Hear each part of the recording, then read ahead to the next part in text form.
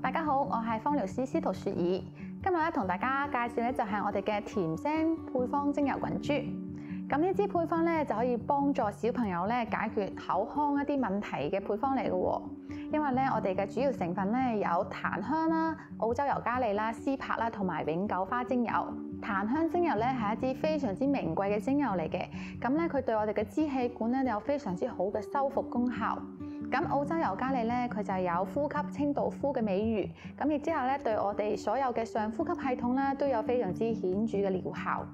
咁絲柏精油啦，佢嘅香氣咧係非常之沉實而穩重嘅，咁我哋聞起嚟咧就有深層放鬆嘅效果。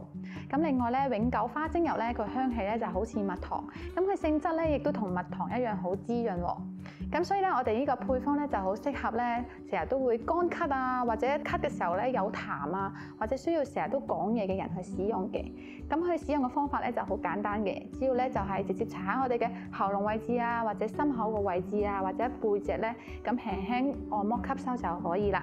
咁好啦，我今日嘅分享就到呢度，咁希望大家都中意我哋嘅甜聲配方啦。咁如果咧大家對芳療嘅其他問題咧，都可以喺 YouTube 下面咧留言俾我，或者咧喺 IG 啊或者 Instagram 上面咧 DM 我嘅，咁我都會盡快去回答大家嘅問題。咁我哋下次再見，拜拜。